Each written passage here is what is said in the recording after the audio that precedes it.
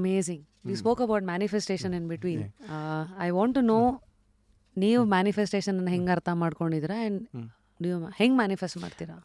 ಅಂದರೆ ನನಗಿದು ನಂದು ಚಿಕ್ಕ ಕಥೆಯಾಗಿ ಹೇಳ್ತೀನಿ. ತುಂಬಾ ಕಾನ್ಫಿಡೆನ್ಸ್ ಲೋ ಇದ್ದೆ ನಾನು. ಈಗ for example, if you are great personality in cricket, ನಾನು ನಿಮ್ಮ ಮುಂದೆ ಕ್ರಿಕೆಟ್ ಆಡೋಕ್ಕೆ ಭಯ ಆಗೋದು.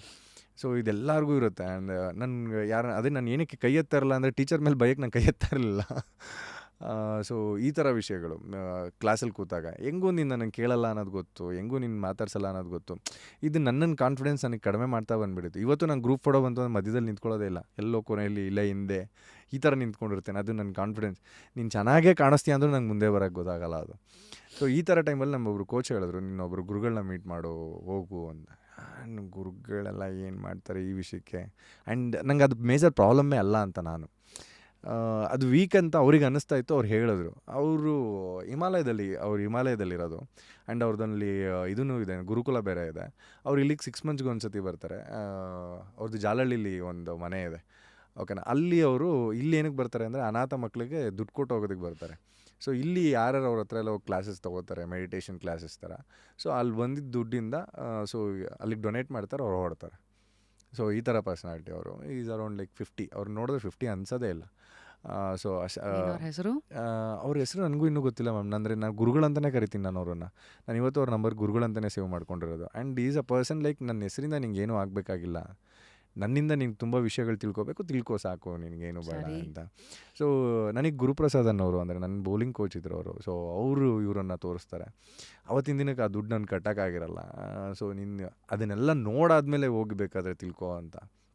ನನಗೆ ಅವತ್ತಿಂದ ದೇವ್ರ ಮೇಲೆ ಇದ್ದಿದ್ದು ಈ ನಂಬಿಕೆ, ಇದೆಲ್ಲ turn out to be like ನನಗೆ ನಾನು ನನ್ನೊಳಗಿರೋ ಒಂದು ದೇವರು. ಸೊ ನೀನು ಎದುರುಗಡೆ ಇರೋನೊಳಗಿದೆ ದೇವರು. ಸೊ ಈ ಥರ ವಿಷಯಗಳು ಕಾನ್ಸೆಪ್ಟ್ ಬಂದಿದ್ದೆ ನಂಗೆ ಅಲ್ಲಿಂದ. ಆ್ಯಂಡ್ ಮ್ಯಾನಿಫೆಸ್ಟೇಷನ್ ಇಸ್ ಲೈಕ್ ನನಗೆ ಹೆಂಗೆ ಅಂತಂದರೆ, ನಿನ್ನ ಕಣ್ಮುಂದೆ ಯಾವುದು ನೀನು ಕನಸು ಕಾಣ್ಬೋದು, ನಿನಗೆ ಕನಸು ಬೀಳೋದೇ ನಿಂಗೆ ಅಂಥದ್ದು. ಆಗದಲ್ಲೇ ಇರೋಂಥದ್ದು ನಿಂಗೆ ಯಾವುದು ಕನಸೇ ಬೀಳೋಕ್ಕೆ ಚಾನ್ಸೇ ಇಲ್ಲ. ಈಗ ನಾಳೆ ನಾನು ಅಂಬಾನಿ ಆಗ್ತೀನಿ ಅಂತ ಕನಸು ಕಾಣೋಕ್ಕಾಗೋದೇ ಇಲ್ಲ. ನೀವು ಮಲ್ಕೊಳ್ಳಿ, ಅಂಬಾನಿ ಆಗಲ್ಲ. ನೀವೇನೇ ಕನಸಂತ ಏನು ಬೀಳುತ್ತಲ್ಲ ಅದೆಲ್ಲ ನಿನಗೆ ಅಂಥದ್ದೇ ಕನಸು ಬೀಳುತ್ತೆ. ಆ್ಯಂಡ್ ನೀನು ಡಿಸರ್ವ್ ಅಂದರೆ ನೀನು ಡಿಸರ್ವಿಂಗ್ ಇದ್ದರೆ ಮಾತ್ರ ನೀನು ಆ ವಿಷಯಗಳನ್ನ ಇಷ್ಟಪಡೋದಕ್ಕೆ ಸಾಧ್ಯ. ಇಲ್ಲ ಅಂತ ನೀನು ಇಷ್ಟನೇ ಪಡೋಕ್ಕಾಗಲ್ಲ ಅನ್ನೋದು ಸತ್ಯಗಳು ನಂಗೆ ತುಂಬ ಚೆನ್ನಾಗಿ ಅರ್ಥ ಆಯಿತು. ಈಗ ಫಾರ್ ಎಕ್ಸಾಂಪಲ್ ನಾನೊಂದು ಕಾರ್ ನೋಡಿ ಇಷ್ಟಪಡ್ತೀನಿ ಅಂತ ಅಂದ್ಕೊಳ್ಳಿ, ಅದು ನನ್ನೊಳಗೆ ಆಗದಿದ್ದರೆ ಮಾತ್ರ ಅದು ಕಾರ್ ತೋರಿಸುತ್ತೆ, ನಿಮ್ಮನ್ನ ಕಾಡುತ್ತೆ, ಸೆಳಿತಾ ಇರುತ್ತೆ. ಸೊ ನಿಮ್ಮನ್ನ ಅದೇನಾದರೂ ಇನ್ಸ್ಪೈರ್ ಮಾಡ್ತು ಅನ್ನೋಯಿಂಗ್ಲಿ ಆರ್ ನೋಯಿಂಗ್ಲಿ, ನಿನಗೆ ಗೊತ್ತಿಲ್ಲದಲೇ ಒಂದು ವಸ್ತು ಮೇಲೆ ನೀನು ಇಷ್ಟಪಡೋಕ್ಕೆ ಸ್ಟಾರ್ಟ್ ಮಾಡಿದೆ ಅಂತಂದರೆ ಅದಕ್ಕೆ ನೀನು ಡಿಸರ್ವ್ ಇದೆಯಾ ಅಂತ. ಸರಿ. ಸೊ ಅದನ್ನು ತೊಗೊಳೋದಕ್ಕೆ ನೀನು ಏನೇನು ಮಾಡಬೇಕು ಆ ವಿಷಯಗಳನ್ನೆಲ್ಲ ಮಾಡ್ತಾ ಹೋಗ್ತೀನಿ ನಾನು.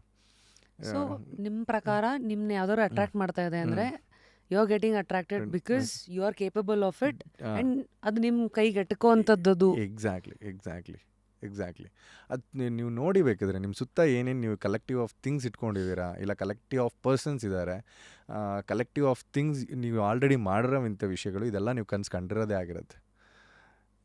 ನಾನು ಈ ಪ್ಲೇಸಿಗೆ ಬರಬೇಕು ಅಂದ್ಕೊಂಡಿದ್ದೆ, ಬಂದೆ, ನೋಡ್ದೆ. ಸೊ ನಿಮ್ಮ understanding of the foundation of manifestation is you will only want things first you're capable of. Okay, once you identify that, how do you now go to the next level? ಅದನ್ನು crack ಮಾಡಿದೆ. ಈಗ for example ಕಾರ್ದೇ ಹೇಳಿದೆ ಅಲ್ವಾ, if I like Fortuner, ನನಗೊಂದು ಫಾರ್ಚುನರ್ನ ನಾನು ತೊಗೋಬೇಕು ಅಂತ ಇಷ್ಟಪಟ್ಟೆ ಅಂತಂದರೆ ಅದ್ರ ಸುತ್ತ ಒಂದಷ್ಟು ಇರುತ್ತಲ್ವ, ಅದ್ರ ಹತ್ರ ನಾನು ಹೆಂಗೆ ಹೋಗೋದು ಅಂತ ಯೋಚನೆ ಮಾಡ್ತೀನಿ. ಐ ಮ್ಯಾನಿಫೆಸ್ಟೆಡ್ ಈ ಕಾರ್ ನನ್ನ ಮನೆ ಮುಂದೆ ಬಂದು ನಿಂತ್ಕೋಬೇಕು ಅಂತ. ಅದು ಅನ್ನೋಯಿಂಗ್ಲಿ ನೀನು ಬೇರೆ ಕಾರ್ ನೋಡೋದೇ ಇಲ್ಲ. ನಿಂಗೆ ರೋಡಲ್ಲಿ ಪೂರ್ತಿ ಫಾರ್ಚುನರ್ ವೈಟ್ ಕಲರೇ ಕಾಣಿಸುತ್ತೆ. ಥಿಯರಿ ಅಂದ್ರೆ ನೀವು ಯಾವ್ದನ್ನ ನೋಡ್ತಾ ಇದೆಯೋ ಅದು ನಿಮ್ಮನ್ನೇ ನೋಡ್ತಾ ಇದೆ ಅಂದ್ರೆ it is like that. Thoughts ಆಗಿರ್ಲಿ, ಯು ವಿಲ್ ಓನ್ಲಿ ನಿಮ್ಮ ಮನಸ್ಸೇ ನಿಮ್ಗೆ ಗೊತ್ತಿಲ್ಲರಂಗೆ ಅದ್ರ ಮೇಲೆ ಫೋಕಸ್ ಮಾಡ್ತಾ ಇರುತ್ತೆ. Exactly.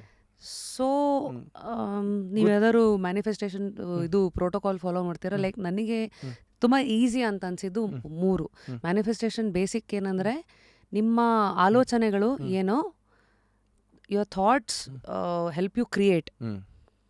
What you feel you attract. What you believe you become. So ಇದು 3 ಒಂದೇ ಲೈನಲ್ಲಿ ಕೂಡಿದಾಗ ಇದು 3 ಆಗಬೇಕು.